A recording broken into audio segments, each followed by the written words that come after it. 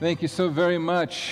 Today, rather than focusing on the Greek scriptures, we're going to focus on the Hebrew scriptures, one of the great famous stories of the third of the Jewish fathers, Jacob. So hear this wonderful story as Jacob wrestles with God at the river Jabbok. That night, Jacob got up and took his 2 wives, his 2 female servants, his 11 sons, and crossed the ford of the Jabbok. After he had sent them across the stream, he sent over all his possessions. So Jacob was left alone, and a man wrestled with him till daybreak. When the man saw that he could not overpower him, he touched the socket of Jacob's hip so that his hip was wrenched as he wrestled with the man. And the man said, "Let me go, for it is daybreak." But Jacob replied, "I will not let you go unless you bless me." The man asked him, "What is your name?" "Jacob," he answered.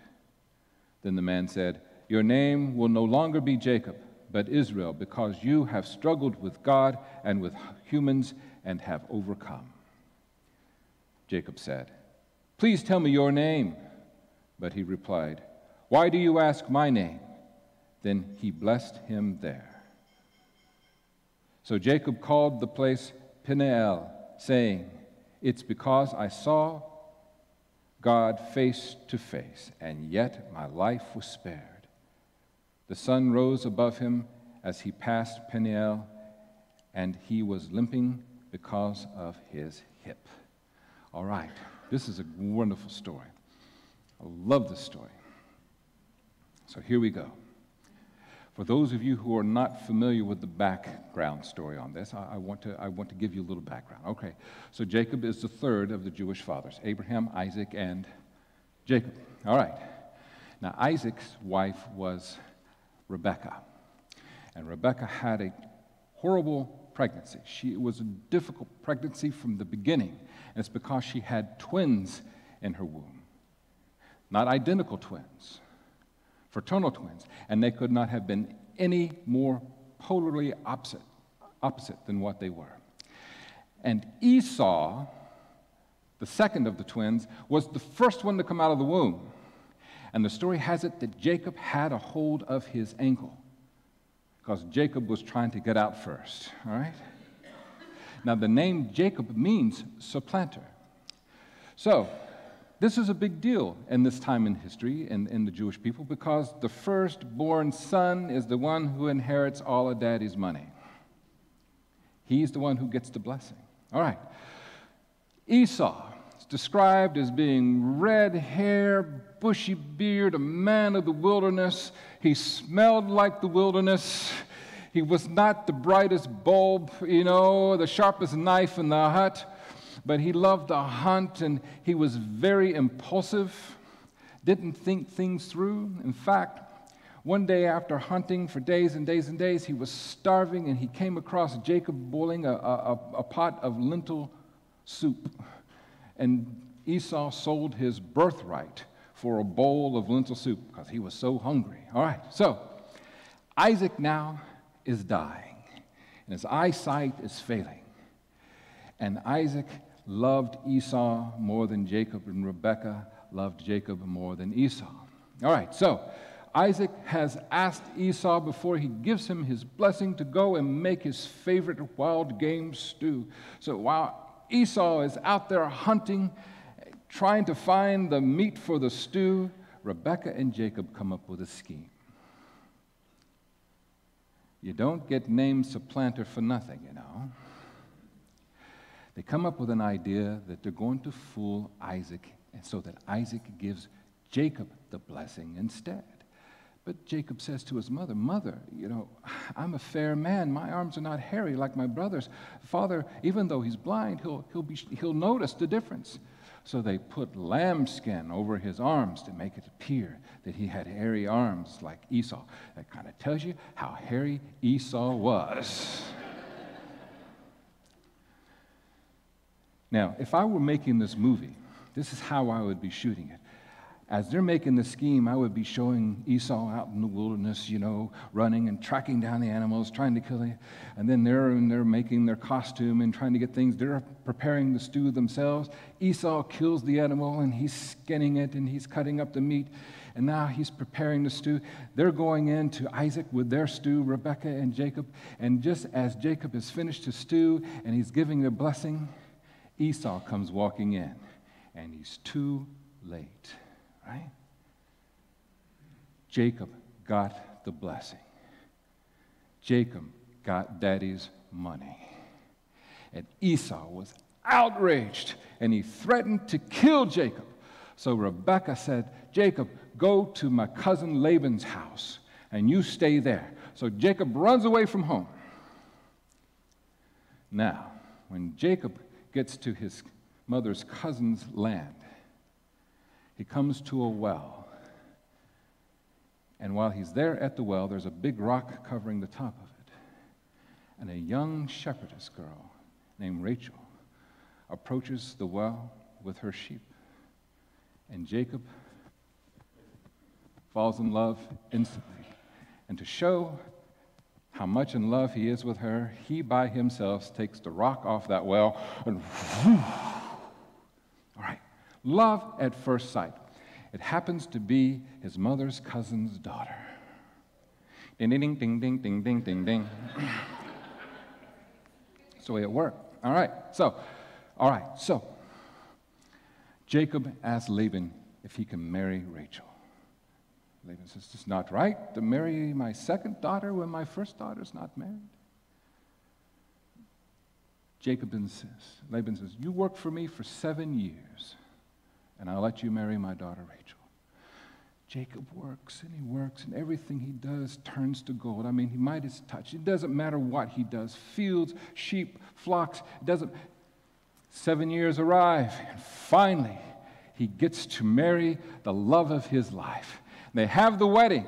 They kill the beast. They have the guests. And there's eating and drinking and dancing. And finally, the night comes to consummate his marriage with Rachel. He pulls the veil over the face of his bride and realizes that it's her ugly sister, Leah. It's not Rachel. No matter how much he has eaten and how much he has had to drink, he is not happy with this situation. However, it must not have been so bad because he had 11 children with her. Just saying. Okay, so he goes to Laban and says, what have you done? He says, it's not right to marry my second daughter when my first daughter's not. Work for me another 7 years. So this is what he does. During the 7 years, he starts amassing a tremendous amount of wealth. He works hard. He marries Rachel, the love of his life, and it's time for him to go home.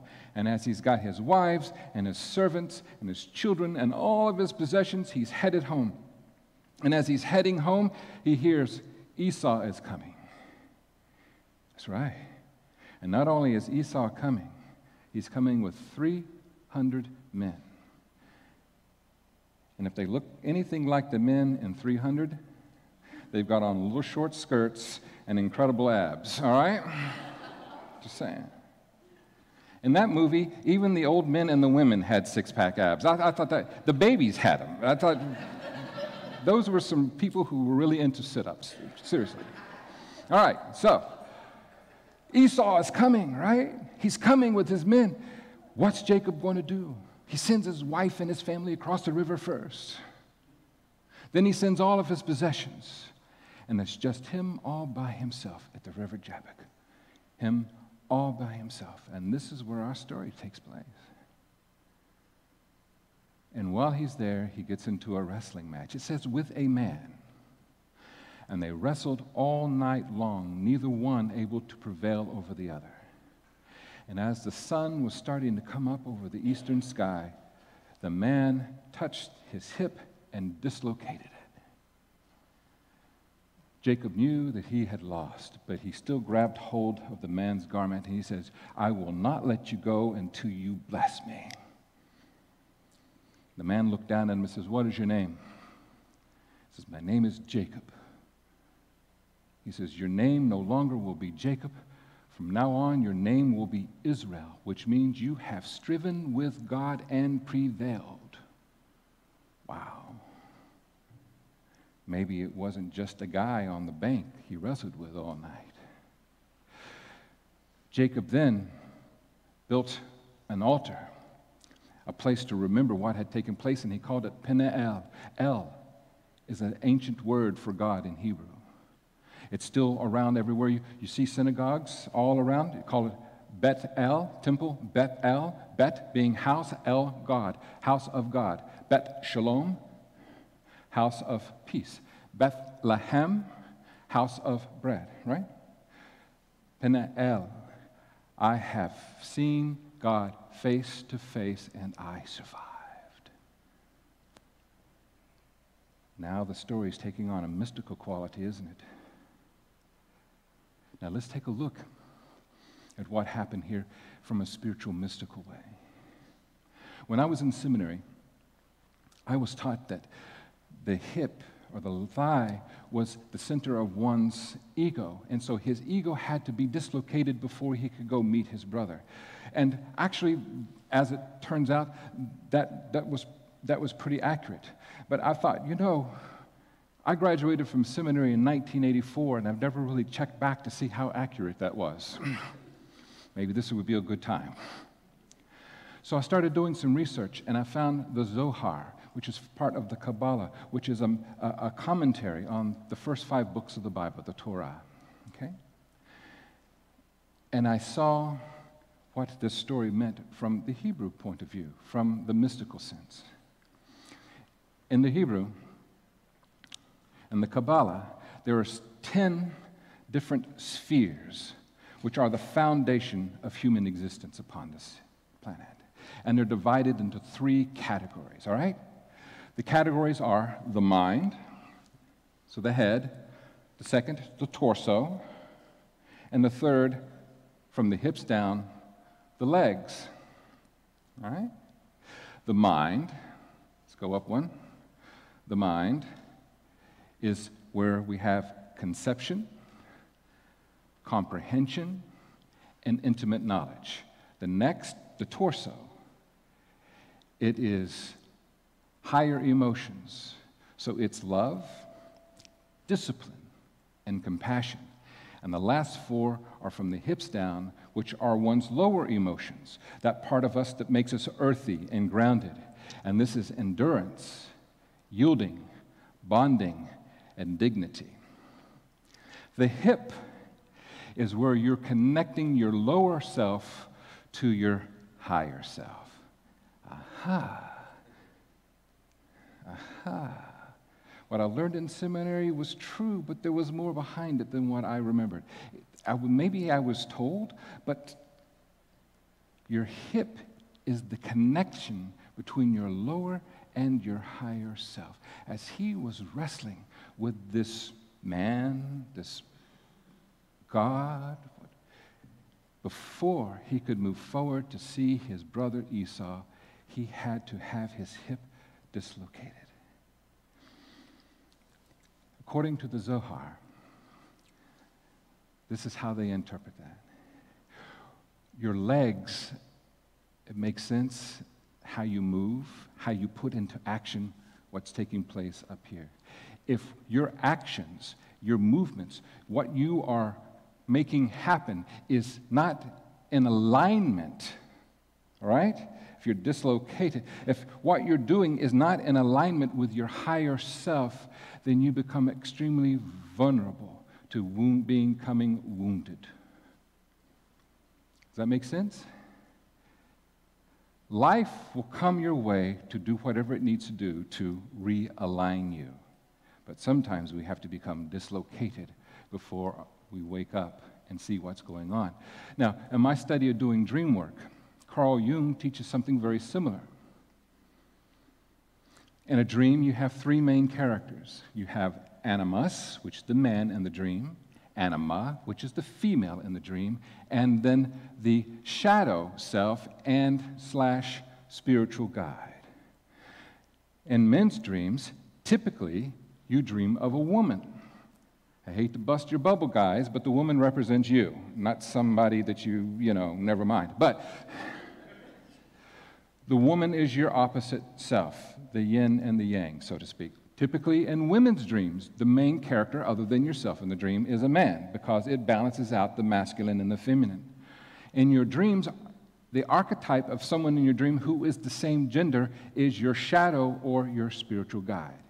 When you're having a nightmare, typically it's someone of your own gender who's chasing you with a butcher knife. Because that's your shadow self. That's your angel or God at the river Jabbok trying to get your attention. That's that part of you that's trying to say, something is dislocated in you, and I, as your spiritual guide, need to get your attention, all right? So here he is, wounded at the river Jabbok. He realizes then and there that he is out of alignment. Whatever it is on his mind, all of his possessions, all of his wit, and all of his strength, somehow he's out of a line, and he needs to get into alignment before he meets his brother Esau. And while he is there, he realizes that two powerful things happen. He has striven with God, he has wrestled with God and prevailed, and he has seen the face of God and survived. What I also think that is interesting too, Esau, remember, is his absolute opposite. Absolute opposite. When he sees Esau, he finally says, brother, everything you see here is yours. You can have it. Esau says, possessions, schmessions. I'm wealthy on my own right. Come here, brother. And they hug and they embrace. And when they separate, Jacob looks in Esau's face and says, to look at your face, I see the face of God. I wonder if there's a parallel there. Sometimes when we're wrestling with that mysterious figure at the river Jabbok, it might be a mirror image of ourselves. It could also be an image of the divine, which lives within us. It could happen.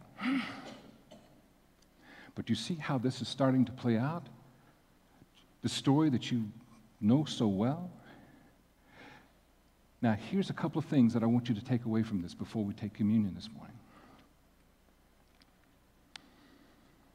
One is, this is a story about someone who's seen God face to face and lived, and someone who wrestled with God and what? Prevailed.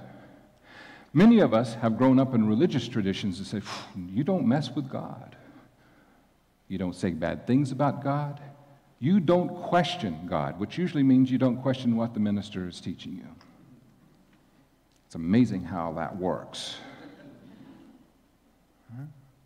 But here's a story from the beginnings and the roots of our faith where you have a person who wrestles with God. It seems that wrestling with God is a part of the gig. Some people are afraid or timid to say out loud, I've got some real issues with God. I've got some real questions about God. Some people I know who come to our orientations or who come to me privately and say, I have some real strong, hard questions about God, and I don't know a place where I can ask those questions. And I say, you've arrived. You don't even have to believe in God to come here. Come, ask your questions, explore. This is a safe place. See? You got problems with God? Put on your big girls and boys' pants and step up and start wrestling. That's part of the gig. Evidently, God wants you to do that. Another part of the story is this. When our ego gets in the way, when we're too heavily focused on the earth and the material, and it's not in alignment with our higher selves, God, spirit, soul, shadow will do something to get your attention. Carl Jung says it's your shadow self sabotaging you in some way to slow you down. We call that another learning experience. Oh my, that was a humbling experience. I am so embarrassed. But you see, we can either be defeated by those experiences, we can become a victim of those experiences, or we can stop and say, yeah, I've just been severely dislocated, but I need to figure out who I am and what I've been doing is in alignment with my higher self. All right, the last thing. I know that's good news to many of you here. The last thing. Even though Jacob's hip was dislocated, what did he do? He got up, limping, to go meet his brother. There you go. When life dislocates you, it's not God punishing you. It's not punitive. What I believe it is, it's God saying, you are too valuable and too important to go the route you're going now. I need to get your attention. I haven't been able to do so in other means. So I need to do something to dislocate you, to get your attention, to slow you down. John Mayer does not have 31 years of sobriety without having had periods of his life where he got slowed down. Am I right, John? Yeah. But the thing is even when we get knocked down, even when we get wounded, the most important thing is that we stand up and we walk and meet that which we're most afraid of. And sometimes that which we're most afraid of is not our angry brother with 300 men, but that we're most afraid of is seeing our truest self and seeing the face of God and embracing it.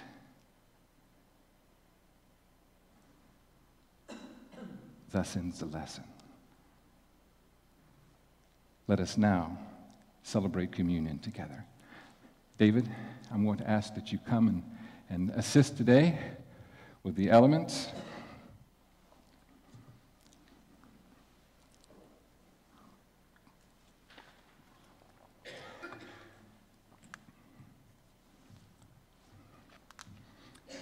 The Windermere Union Church, for those of you who are our guests, we practice open communion. That means everybody here is welcome to participate. Some of you may come